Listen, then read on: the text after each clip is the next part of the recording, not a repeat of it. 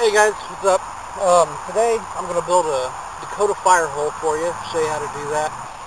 What you want to start out with, your hole wants to be about 12 inches, about a foot in diameter. I just take my foot, mark a couple spots. I wear 11.5 shoes, so that's roughly about a foot.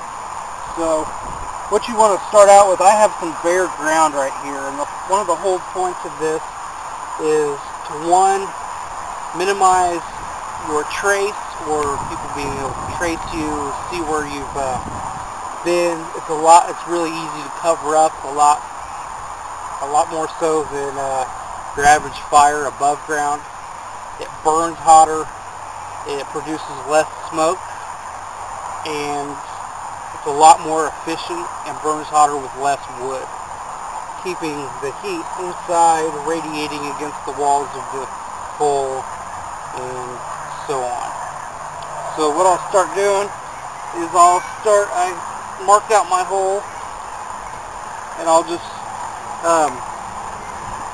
if you have grass right here, you'll want to make a little plug and get like the sod up, and pull the sod up and put it off to the side. So when you fill this back in, you can put that plug right down on top of that, and nobody will hardly even know you were there. So let's pretend this is my plug.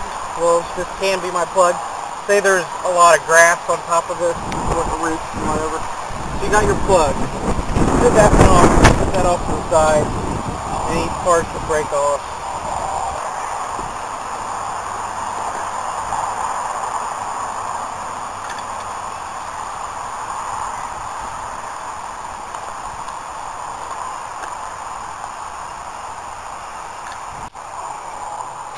Alright guys, you can see this hole. It's pretty deep. It's about a foot deep, maybe a little more.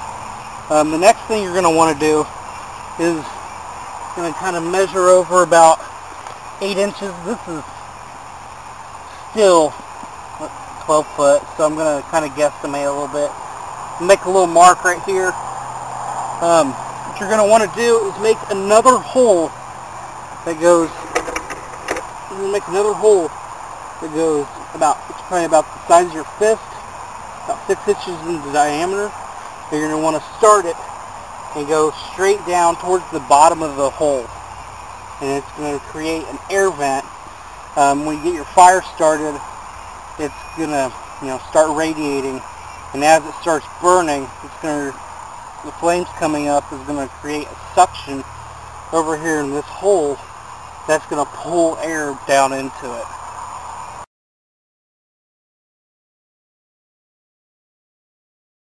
So I'm going to get my hole started right about here. I'm cheating with a little trowel. So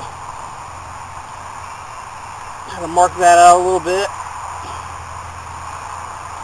That's kind of about the size you're going to want your hole. Right about the size of your fist. You're going to have to dig down in there with your forearm and stuff. So it's going to get bored out quite a bit.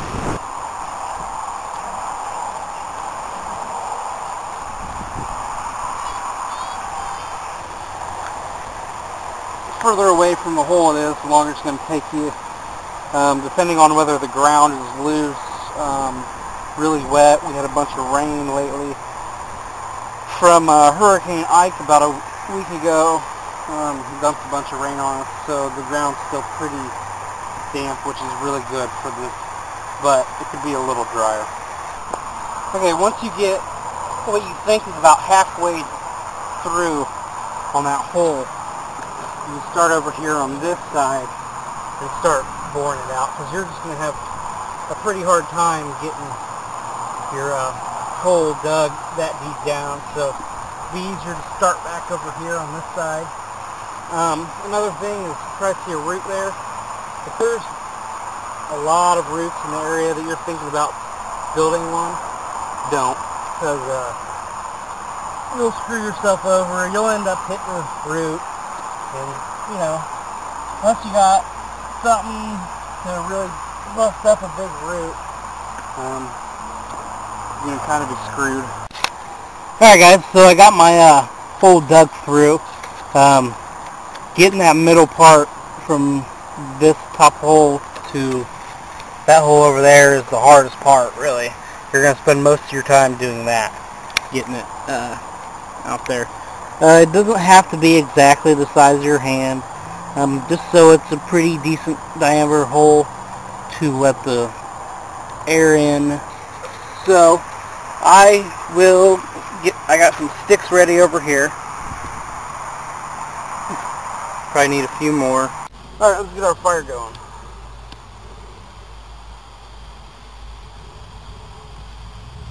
A bunch of dry stuff. Should go up pretty well.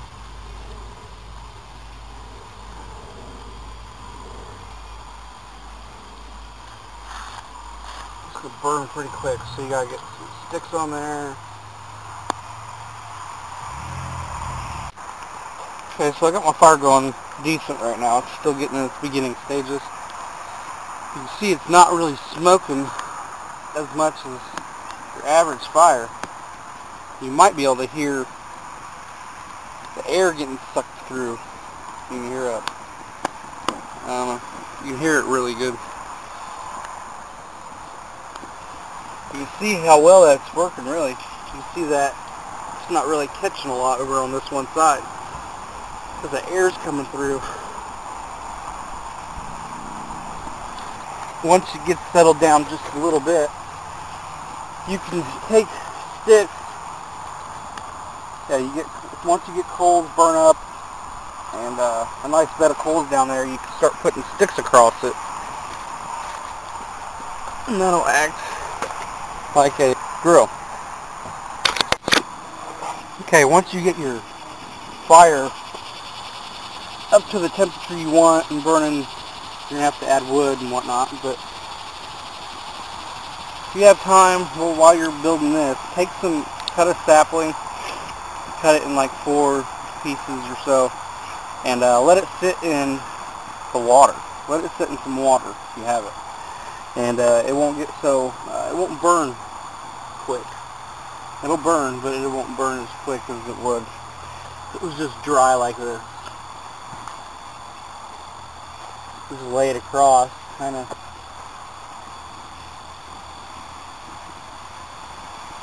Then whatever you might have that you're going to cook. So that's how you make a Dakota fire pit. When you're done with your fire, then you just want to take that, cover it in, probably going to end up with a little extra, stamp it down, and then put your plug back in and cover this up. Might be a good idea to actually make, instead of starting out with a hole, start out with an oval, so you know you're going to have to go in at an angle, but also so you can take another plug out right here and put it off to the side, so you can put this plug in too. But you guys have a good one, and take care.